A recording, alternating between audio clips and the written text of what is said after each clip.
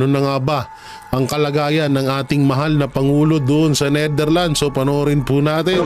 He's doing fine. Ganun pa rin. Isolated. So medyo lonely. Once to go home. Serbong, oh. But I cannot brief him about the case. So sabi ko lang daw. Kasi nakikinig sila eh. Bawal talaga. Baka mamaya malaman nila yung mga ating mga taktika, no? Yeah. So, kon lang ako na I cannot discuss this case sa loob. Mostly ang discuss namin, nag-brief ulit ako sa kanya sa politika sa akin, kay BP. Sabi ko si BP, ayaw ng kwan. Gusto niya matuloy yung impeachment kasi gusto niya bloodbath. Ano sabi ni Tatay Digong doon?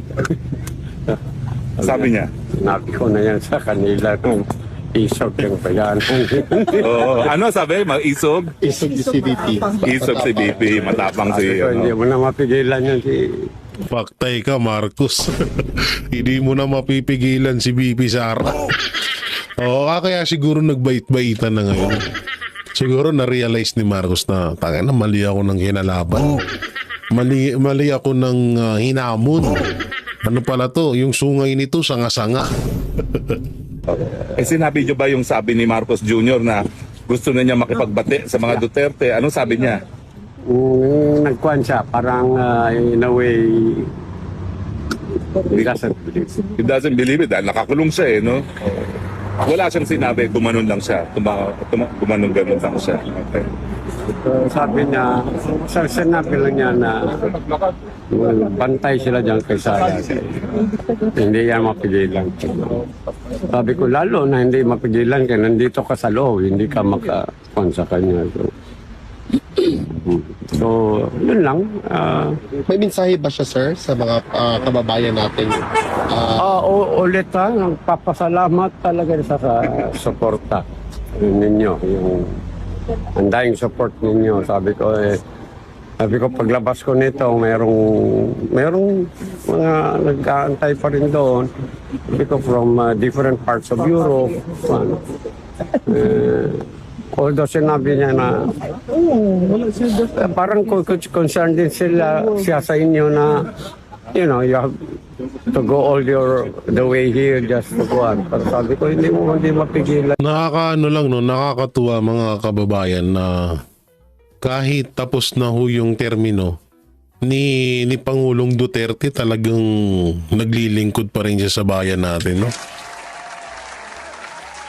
Grabe talaga. Hindi, kakaiba talaga. Ibang-iba talaga sa lahat ng naging presidente to si Pangulong Duterte.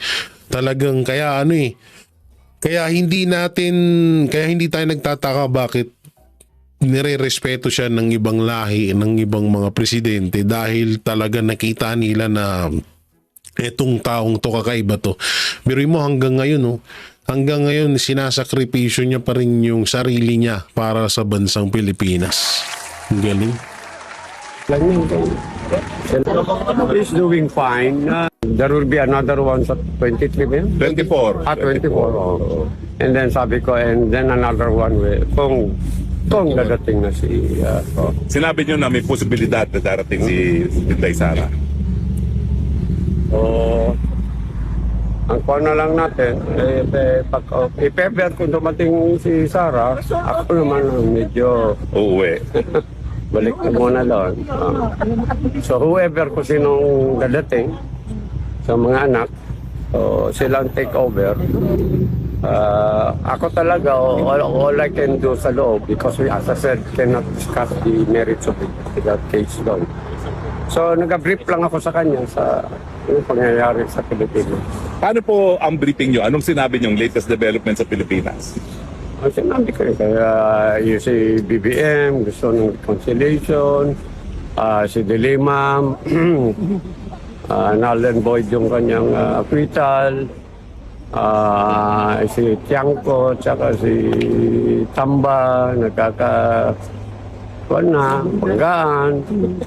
So, Sinabi niyo yung sinabi. Naging ano ka pala doon, Sir Bong? Naging naging reporter ka pala. Naging reporter ka ni Tatay Digong, ha? Ni Tiangco. Sinabi ko lang na yung sa sila nagsimula May- na yung oo. pera. Meron ba siyang sinabi? Anong sabi niya nung nalaman niya? Hindi masyado siya kasi more or less alam naman siguro din niya. Sa palagi ko alam naman. Pero ang ginaganda doon ay nasa maayos na kalagayan si Pangulong Duterte. So yun. Hindi na ho natin na tatapusin yun, no? Dahil nakuha naman na natin yung impormasyon na ano. So eto na, dito na tayo sa pasabog ni Attorney Trixie, mapatungkol nga ho dito sa kasi alam niyo si Attorney Trixie, isa to sa talagang kilalang kilala si Pangulong Marcos Jr. So ano kaya masasabi niya rito sa pakikipagbati umano ni BBM? So panoorin natin. DMJ, magandang gabi, Admar. Opo. Attorney, nakikita niyo po bang sincero ang sinasabi po ng Pangulo this time na gusto niyo makipagbati? Ang tingin ko dyan, regardless kung sincere siya o hindi. The fact is, it's bad timing. At saka halata na this is born out of desperation. So, posibleng sincere. Gusto niya makipagbati because it's a matter of political survival for him. So, may reason. Kumbaga, hindi sa whether sincere siya o hindi. I think sincerely gusto niya talaga makipagbati to take the heat off him. Pero it's a case of too little and too late. Opo, and 3 taon na ang nakalipas at alam naman natin na magkasundo po yung Marcos and Duterte, kaya nga pumayag ang pangalawang Pangulo. Pero parang ang lumalabas po, kung pagbabasahin yung interview sa kanya, yung mga Duterte may kasalanan kung bakit nagkaroon sila ng problema, attorney. Parang nakikita ko doon sa interview, meron silang gustong ibintang sa dating administrasyon. Nag-hold back lang siya kasi exactly the reason kung bakit nasa position siyang ganyan ngayon, na very defensive sila, na ang sama ng showing during the last elections, dahil sa walang humpay na pagbabakbak sa dating administrasyon at sa harapan ng kanyang pangako ng continuity. So, pero ang tingin ko, nasanay sila na yun yung mode nila, bakbak ng bakbak, na nakita mo during the interview nag-hold back pa siya. Tapos ang dami pang mga factual errors. So, ito hindi masamang idea ito. Hindi ko alam bakit sila gumawa ng ganito. Tsaka yun nga, sinabi ko nga na puro lang parang nagyabang lang ng nagyabang si Marcos. Parang gusto nila, alam tipong parang may gusto lang siyang isi-isi sa mga Duterte. Kaya nga hindi ko maiwasan na makapag-isip ng hindi maganda dahil nga kagaya ng sinabi ko na baka nga ito ay may matinding gagawin na naman. Kaya etong si Marcos Jr. kaya niya nasasabi yan. Oo, kaya mahirap magtiwala At kung matatandaan natin, banggit din ni Vice President Sara Duterte, hindi mga Duterte ang may problema at ang problema ng Pilipinas. At yung last interview din niya, ang sinabi niya, ang problema, bakit natalo nga itong alyansa or hindi marami nakapasok sa kanilang slate, ay dahil nga sa mismong kagagawan ng Pangulo, yung mga naging pangako na napako na hindi itinuloy, kung pagbabasehan natin yung kanilang usapan noong panahon na bago pa ang kampanya at bago pa ang 2022 elections.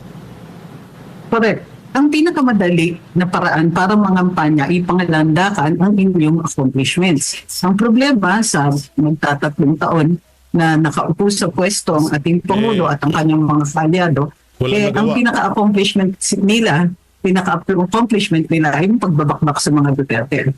Again, not a good look. Yun na nga yung reason kung bakit bagsak sila. Yun pa rin yata ang kumbaga naging habit. They're still not breaking out of it. Hindi, tsaka totoo naman no? Simula at biruin mo 3 years. 3 years na pagiging Pangulo ni Marcos Jr., wala naman nagawa. Ano naman nagawa niya?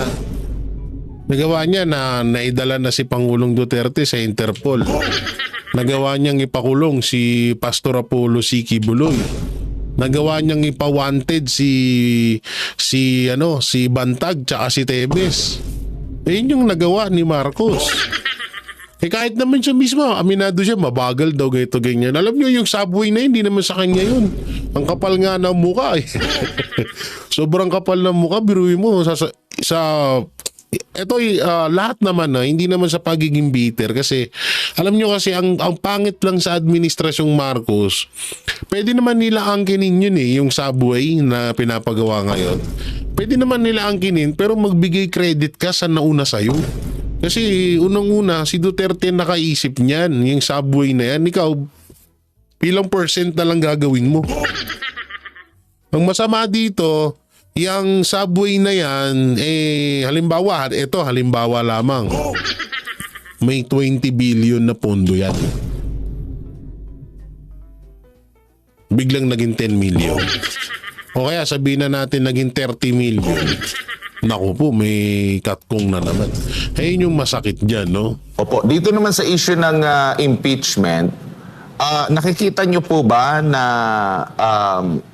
parang same ang messaging nitong si Marcos Jr. o parang naiba na? Kasi kung matatanda natin, una niya niyang sinabi na hindi niya suportado itong impeachment. Pero doon sa tanong sa kanya, dito nga sa podcast na ito, ang sinabi lang niya na hinahayaan na niya yung Senado dito sa proseso po ng impeachment. Magkatugba ba sa tingin ninyo yung kanyang unang naging pahayag dito sa panibago niyang pahayag po, Attorney?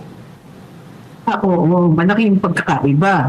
Kasi very adamant siya. Ilang beses na kanyang sinabi yan. Even before sinasabi niya, hindi siya palo sa impeachment. Para sa kanya, aksaya yan sa oras. Ang dami daw pwedeng gawin pang hindi dapat pinagtutukunan ng pansin yan.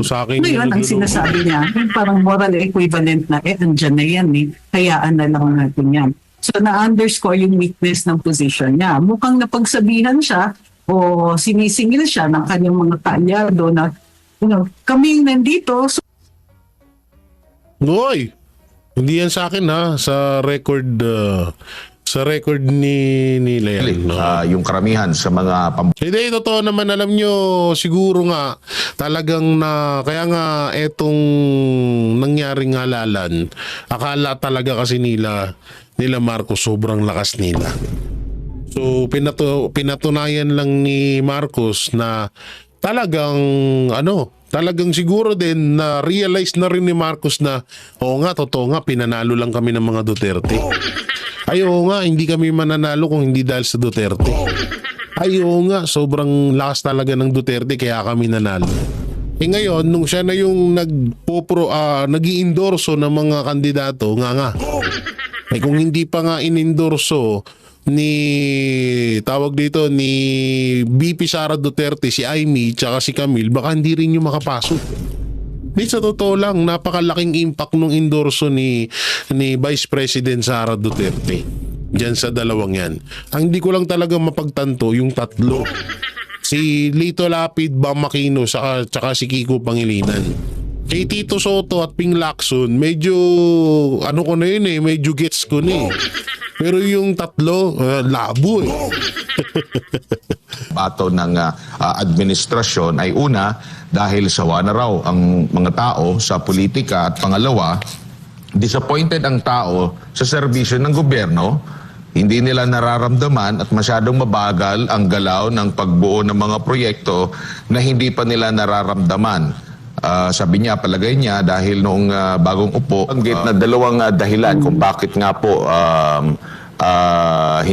dito sa nakalipas na resulta ng nakalipas na halalan, kung bakit hindi pinili yung karamihan sa mga pambato ng administrasyon ay una, dahil sawa na raw ang mga tao sa politika, at pangalawa, disappointed ang tao sa serbisyo ng gobyerno. Hindi nila nararamdaman at masyadong mabagal ang galaw ng pagbuo ng mga proyekto na hindi pa nila nararamdaman. Sabi niya, palagay niya, dahil noong bagong upo, yun nga, kumbaga parang aminado siya na nagkaroon ng kakulangan ng gobyerno dito po sa kanyang naging resulta, na nakaapekto sa naging resulta ng 2025 elections. Parang hindi yata tugma doon sa pinagmamalaki ni Undersecretary Claire Castro. Hindi, talagang alam nyo, yung mga project na kung meron man kaso wala naman tayong nararamdamang project ni Marcos.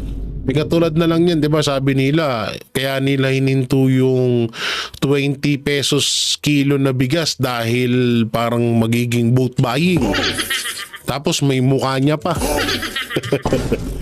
No, tapos may niya pa, may mukha pa ni Marcos. So, isipin yung maigi, baka nga katulad na lang yung sa bigas nga, bakit hanggang ngayon wala na naman. Bigla na namang natahimik yung 20 kilos na bigas. Ano yun, may masabi lang, kung tingnan nyo, hindi tayo nagkamali. May masabi lang na naipatupad yun. Diba? So, wala talaga katulad niya, yung sinasabi nagmamalaki ni Marcos, yung drug wall na naman. Sa Alitagtag, Batangas, hanggang ngayon, hindi nga namin alam kung nakulong ba yung driver. So wala talaga kahit anong gawin namin, alam nyo sa totoosin lang, baka sabihin nyo sobrang bias na namin. Pero kahit anong hanap namin na magandang ginawa ni Marcos Jr., wala talaga O katulad na lang yan, yung sa mga motor na nabili mo ng second hand. So diba dati ang multa nun pag hindi daw 20,000. So ngayon naging 5,000 lang daw lang. Anak ng teteng, sa mahal ng bilihin ngayon, nilalang nyo yung 5,000. Diba? Sobra naman yan. Halimbawa, sabihin na natin na sa isang milyon na tao na may ganung problema, so tig pa 5,000, ang laking pera nun. Binigyan nyo na naman ng sakit ng ulo yung mga motorista. Bumili na nga lang sila ng second hand, kaya nga nila ginustong bumili ng second hand kasi nga hindi nila kayang kumuha ng brand new. Tapos ngayon binigyan nyo sila ng problema. Ano bang solusyon nun? Yun ba ay ikakaluwang ng trapiko? Yun ba ay ikakaganda ng polusyon sa mga kalsada? Hindi naman, di ba? So wala nga yung sinasabi ko sa inyo na wala talagang nagagawang maayos tong administrasyong Marcos. Kaya wag na ho tayong magtaka. Tuloy. Bukod pa dyan, hindi rin consistent. Sa presidente, nagbigay ng dalawa, sinasabi niya, na-disappoint niya yung mga tao. Pero at the same time, sinasabi niya, hindi alam ng mga tao yung mga ginagawa na nila. Napansin mo yung part na yan, sabi niya, ang kinalulungkot ko, hindi to alam ng mga tao. Pinag-uusapan niya yung mga benepisyo daw na pinalawak sa PhilHealth na hindi naman nararamdaman ng taong bayan.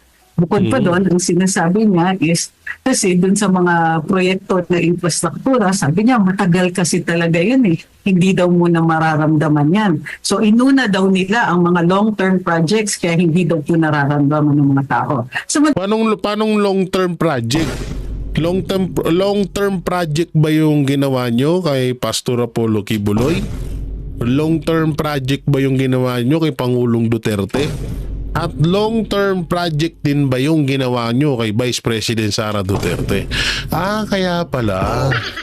Speaking of long-term, yan naman talaga ang nasa playbook ni Marcos, ang pagiging long-term sa pagiging Pangulo.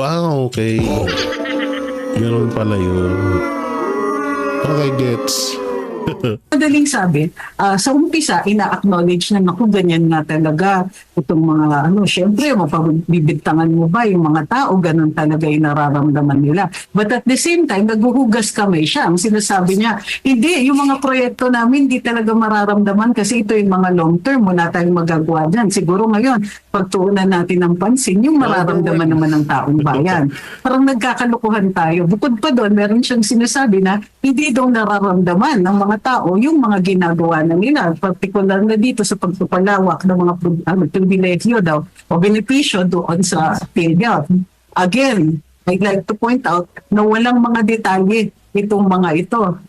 Kumbaga, motherhood statement, sweeping lang lahat, walang detalye. Tapos parang lumalabas, sayang pala ang pasweldo doon sa kanyang mga communications people kasi hindi nila alam itong mga ito, hindi nalaman ng mga tao na long-term at malalaking proyektong infrastruktura ang ginagawa daw ng gobyerno pero hindi ito nalalaman ng mga tao. Opo. So, Ang saklap lang nun, Sinasabi nilang long term pero wala naman sila halos may pakita. Kasi pag sinabi mong malaki yung proyekto, dapat kahit papano may lalabas at lalabas dyan. Ano yun? Underground? Underground na casino ay underground na Shabu Laboratory Action. Ano kaya klaseng proyekto yan? Tayo hindi naman masyadong nanguhusga. Pero kung yung subway man yan, medyo pagtatawanan na naman ng taong bayan yan. Dahil alam ng taong bayan na hindi si Marcos ang nagsimula dyan. Samantalang ito pa ang isa sa kinakatakot din na mangyari dito sa Pilipinas. Panoorin nyo to. Kung ginagawa nilang pamumolitika, nakaka-apekto na sa ating ekonomiya. At nakikita nila yan, and that is impacting on their approval ratings. Nakaka-apekto na yan sa kanilang trust ratings. At eventually, Jay, nakaka-apekto yan sa legasiya ni Marcos Jr. once he leaves office. Ayaw na siguro na siya ay maalala bilang pinakamahinang Pangulo or ang Pangulo na kapag under sa kanya, nakaranas ang ating bansa ng pinakamababang pagpasok ng foreign direct investment inflows. Unang quarter po ng 2025. Ayon nga sa Grabe Philippine yun, Statistics Authority, umabot po sa 82% ang pagbaba o napagbaba mula po sa 155.26 billion pesos noong first quarter ng nakaraang taon. Ngayon ay umaabot po ito sa 27.99 billion pesos ngayong Ang binaba. taon. Doc, ano ho ba ang ibig sabihin nito? Well, maraming posibleng explanation kung bakit nakaranas ng pagbaba ng foreign direct investment ang ating bansa. It can be a combination of different factors. Factors that are internal to the Philippine economy or external, labas po sa ating bansa. Halimbawa, sa kaso ng itong banta ng mga taripa, itong mga pabago-bagong polisiya sa Estados Unidos, itong mga geopolitical tension, hanggang ngayon nandyan pa rin yung mga digmaan sa iba't ibang mga panig ng mundo, yung volatility ng market sa produktong petrolyo, yan nakaka-contribute yan sa investor sentiment. So yan yung mga external factors na nakaka-apekto sa desisyon ng mga investors. Lahat po ng bansa ay nakararanas ito kasi global nga po yung factor meron din, Jake, mga factors within the Philippines na specific sa bansa natin. Kagaya halimbawa ng nangyayari ngayon sa politika sa ating bansa. Yan ay nakaka-apekto yan sa desisyon ng mga investors kung sila mamumuhunan sa ating bansa.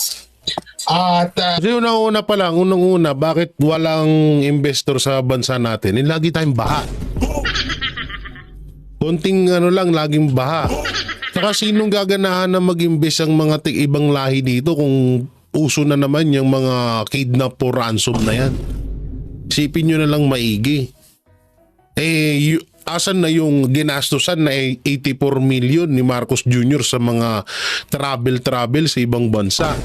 Sabi niya mas dadagsa daw ng investor dito sa Pilipinas, pero yung totoo tingnan niyo pabagsak na. Foreign investment wala kasi yung paglarga niya sa ibang bansa ang magiging bunga dapat noon is tumaas yung foreign investment sa Pilipinas.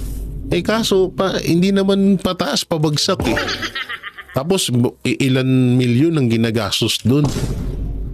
Diba? So wala talaga. Alam nyo, nakakatakot nga na alam nyo yun, pag bumaba na sa pwesto si Marcos Jr., kawawa ang papalit kay Marcos Jr. Ako na nagsasabi sa inyo, kapag si Vice President Sara Duterte at sure naman na mga Duterte ang papalit sa kay Pangulong Bongbong Marcos sa darating na 2028 election, kawawang-kawawa talaga dahil wala na hong matitira sa kaban ng bayan. Wala na nga matitira sa pera ng bayan, baon pa tayo sa utang. Yan ang totoo dyan. Real talk lang ho tayo dito. Kapag naging presidente na si Vice President Sara Duterte, baon tayo sa utang. Tapos wala pa tayong mga build project na nakikita. Ang daming mga build project na nakatenga na ngayon. Tapos wala rin naman pumapasok ng mga foreign investment sa atin kasi nga takot ang mga foreigner. Takot yung mga Asyano. Diba? So paano sila papasok tapos inaaway? Yung isa sa mga tumulong sa atin, inaaway pa ng gobyerno yung China. Hindi naman ako pro-China pero mas mahal ko ang Pilipinas kaysa sa China. Pero isipin nyo maigi, kung gagamitin lang sana ang utak ni Marcos Jr. na katulad ng ginawa ni Pangulong Duterte, maayos naman eh. 'Di ba? O bakit 6 years 'yun? Kung talagang may ginagawang anomalya si Pangulong Duterte, di sana nabili na or nakuha na ng China ang West Philippine Sea. Sa laki-laki ba naman sa lakas ng China yan, posible naman na kung nabili, kung may ginawa talagang katarantaduhan si Pangulong Duterte, di sana nasa China na yung West Philippine Sea na yan. Diba? Mag-isip-isip tayo kasi talaga. Alam nyo, sobrang nakakatakot na talaga itong pangyayaring to dahil nga alam nyo, talagang kawawa yung Pilipinas. Ngayon, pataas na naman ng pataas yung utang natin. Nasa 17 trillion na po ang utang natin, konti na lang. Paalala lang po, pa 17 trillion na po ang utang natin. Partida, 3 years pa lang na nakaupo si Marcos Jr. Kawawang Pilipinas. Pakita nga natin yung slide 1. Meron akong inihandang mga datos para sa ating mga kababayan. Jay, kumamarapating po natin. Ano? Yes, Doc. Meron ako. Yan. So, makikita ninyo dyan, yan yung pagpasok ng foreign direct investment under sa administrasyon ni Pangulong Marcos Jr. Makikita natin yan yung amount in billions of US dollars kada buwan. Makikita natin tumataas at bumababa yan. So that exhibits what we call cyclicality. May cyclical factor yan. Tumataas at bumababa. Pero makikita natin mga kababayan, merong overall trend yan na parang bahagyang tumataas siya. Pero pagdating sa buwan ng mga pagpasok ng 2024, bumababa na siya, yung trend pababa. Ito yung binabanggit ko kanina na mga internal factor. Ano ba internal factor nito? Ito yung pampolitikang nangyayari sa ating bansa, yung mga issue pang politika. Kung maalala natin, yung ugong-ugong ng impeachment kay Vice President Sara Duterte, yan ay nagsimula yan noong mga panahon ng end of 2023 hanggang most of 2024. At nag-culminate yan doon sa pag-file ng impeachment complaint noong Disyembre ng nakaraang taon. Makikita natin doon sa mga panahon at buwan na umuugong-ugong yung impeachment na yan, makikita natin yung overall trend ng foreign direct investment ay pababa. Kikita natin yan. At nagkataon na yung buwan na kung saan i-file yung impeachment complaint, yan ay December yan noong nakaraang taon, nag-coincide yan doon sa buwan na merong pinakamababang pagpasok ng foreign direct investment sa loob ng mahigit isang dekada.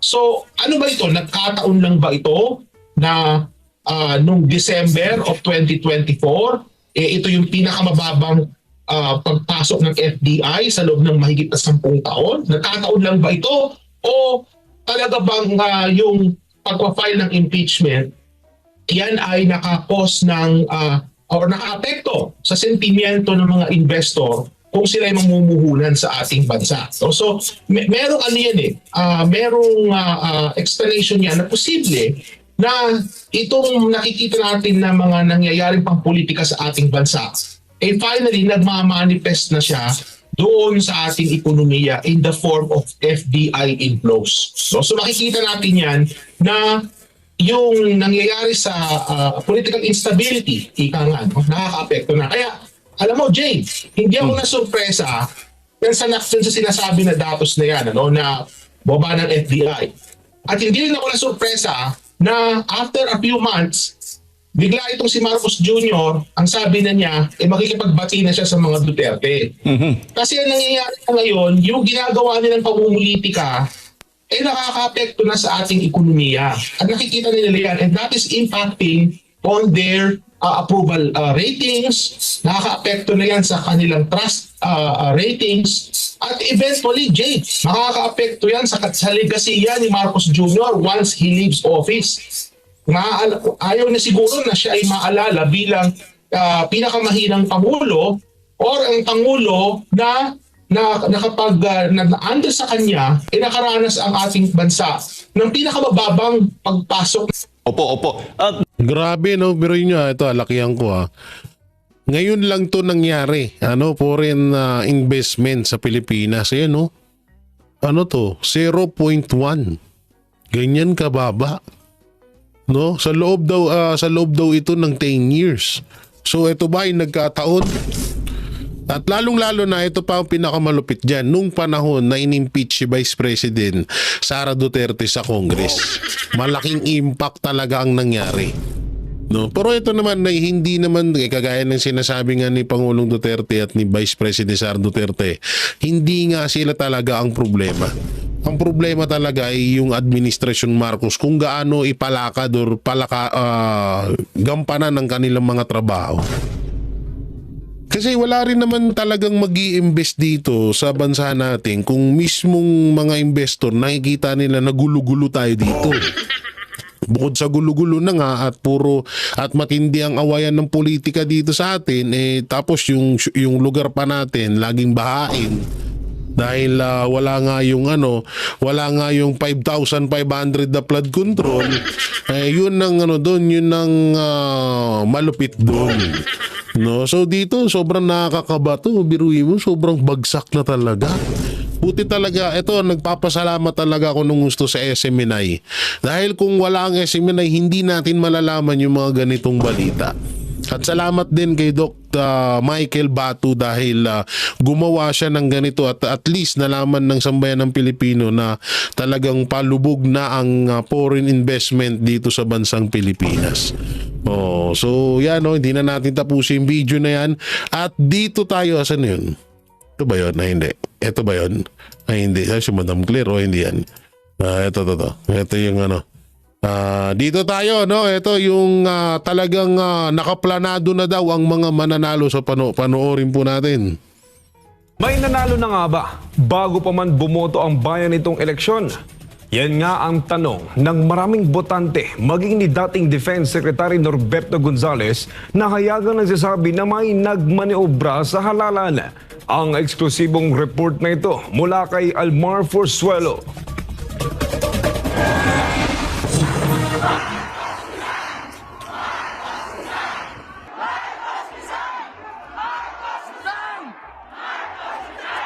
Ito ang sigaw ng milyon-milyong Pilipino ilang buwan bago ang mismong araw ng halalan. Trending sa social media ang kaliwat kanang kilos protesta ng milyon-milyong Pilipino mula Luzon, Visayas, Mindanao at maging sa iba't ibang lugar sa ibayong dagat.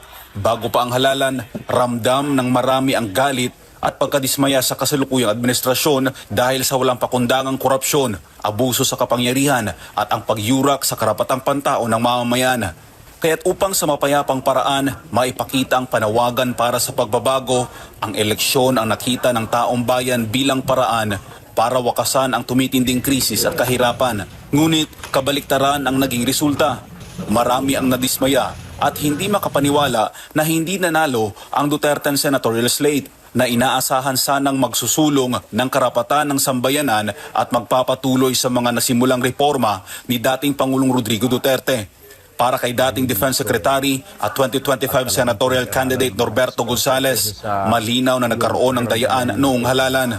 Ako, ang pakiramdam ko talaga, medyo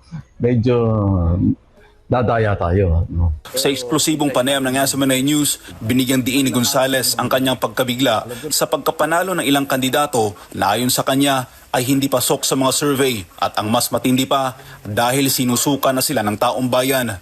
Pati yung mga supporter nila mismo nagsasabi, oy, ng bilagro. Nanalo yung mga kandidato natin. Kaya para sa kanya, Hindi katulad na lang yun talaga yung kay Ninoy Aquino, kay Bam Aquino at kay Kiko Pangilinan talaga, promise. Pati, eto na lang. doon mismo sa kanilang mga video, sa sarili nilang page, sa sarili nilang page. Kung babasahin nyo lahat ng comment reaction against sa kanila. Tapos nagulat tayo, pumasok sila doon. Tapos ito ang pinakamalupit doon. Ilang dekada tayong niloko ng mga Marcos at Aquino. Kunwari magkakalaban sila, pero ang ending talagang gusto lang nilang panghawakan panghabang buhay at sa iba't iba pang sa mga kaapu-apuhan na henerasyon nila maipapasa ang pagiging pinuno sa bansang Pilipinas. Ito yung pagkapanalo ni Bam Aquino at ni Kiko. Pustahan tayo, may matinding alam dyan. Malaki ang alam dyan at ambag dyan ni Marcos Jr. Maniwala kayo sa akin. Alalahanin nyo kamag-anak ni Lisa Araneta Marcos ang mga Aquino. At sinabi niya mismo yan, di tayo fake news ha. Sinabi mismo yan ni Lisa Araneta Marcos na kamag-anak niya ang mga Aquino. Kaya yan ang abangan nating niyang baka nga maging baka nga ang Romualdez or ang mga Aquino ang magtandem sa bandang huli. So pantuloy natin to. Hindi pa man nagsisimula ang halalan ay may mga nanalo ng kandidato. Anya, magkahiwalay ang operasyon ng umunoy dayaan sa lokal at pambansang antas. Sa national level, anya, malinaw na may kontrol na mula sa itaas, mula sa sentro ng kapangyarihan, maging ang pagkakaayos ng ranggo, batay sa dami ng boto, tila planado at sistematikong isinagawa. Sa ngayon, patuloy na nangangalap ng karagdagang ebidensya ang kampo ni Gonzales ukol sa umunoy dayaan. Hinihintay na lang din daw nila ang resulta ng mas malalim na pag-aaral. Subalit sa inisyal na pagsusuri, kapansin-pansin umano ang pare-parehong pattern ng kanyang ranking sa napakaraming probinsya na isang indikasyon na posibleng may sistemang kumikilos sa likod ng resulta. Kaya para sa kanya, panahon na upang baguhin ang mismong sistema ng pagboto sa Pilipinas. Kaya unang-una, ang gusto kong makita, magkaroon tayo ng bagong electoral system. No? Yung electoral system natin, kahit anong sabihin natin, sa dami ng hindi nagtitiwala dyan, hindi dapat na yan ang electoral system na dapat gagamitin natin. Walang tiwala sa bayanan eh. Maraming nagdududa. Bakit mo pipiliting gamitin? So, ibahin natin ang electoral system natin. Samantala, kaugnay nito, suportado naman ni Gonzales ang ginagawa ngayong kilos protesta ni Pastor Apollo Sigibuloy laban sa COMELEC. Sinabi ni Gonzales na nais niyang mapabilang sa mga grupo o individual na nagsusulong ng tunay na pagbabago. At isa sa mga kinikilala niyang leader na may ganitong paninindigan ay si Pastor Apollo Sigibuloy, ang spiritual leader ng Kingdom of Jesus Christ o KOJC. Gusto ko sana na masali ako doon sa tama at totoo. At kailangan ng taong bayan natin ang mga mamumuno sa ganyang klaseng kilos. Huwag natin payagan na laruin lang yan o kung sino-sino. Di alam nyo yung desisyon or yung panukala ni Pastor Apollo Sigibuloy na mag-manual counting. Sobrang dami pong natutuwa ngayon ho doon. Yan po, hindi po yan fake news dahil sobrang dami hong natutuwa sa panibagong hakbang na plano ni Pastor Apollo Sigibuloy na mag-manual counting nga. Tsaka yun nga, at may sinabi din si Pastor at nabanggit na rin nila Boss Dada Banat Bayan na kapag lumabas sa counting, manual counting doon sa botohan, na panalo si Pastor ay hindi pa rin siya uupo bilang senador. Gusto niya lang malaman at gusto niya lang makita ng taong bayan kung saan napunta yung kanilang mga boto. Ayun po talaga yung punteriya doon ni Pastor. Hindi porket parang sinasabi nyo na bitter or hindi tanggap ni Pastor yung pagkakatalo niya. Isang malaki pong kalukuhan yun. Sobrang isang malaking kalukuhan yun. Kaya nga sinasabi nga ho namin, hindi ho kailangan ni Pastor yung pagiging senador na yan. Hindi niya ho kailangan yan. Kaya niya lang din naman niyang pinasok is para baguhin niya yung sistema na nakikita niyang mali dyan sa Senado. At kahit naman din naman tayo ng mga pangkaraniwang Pilipino ay kitang-kita naman din talaga natin ho yung talagang pangit na nangyayari sa Senado natin ngayon. 'Di ba? So, yung mga sabi-sabi diyan, hindi lang kayo makamubon kaya nagaganyan kayo. Mga ulul, no? Mga ulul kayo. Hindi kailangan na, ako na nagsasabi sa inyo, hindi na kailangan ni pastor yan.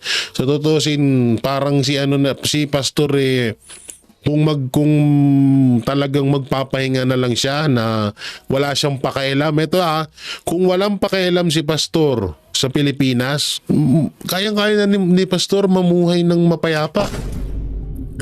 Sasangayunan niya lang ng sasangayunan si pastor, si Marcos Jr. sa mga gusto katulad yung ginagawa ng ibang mainstream media na pumabor lang ng pumabor sa administrasyon.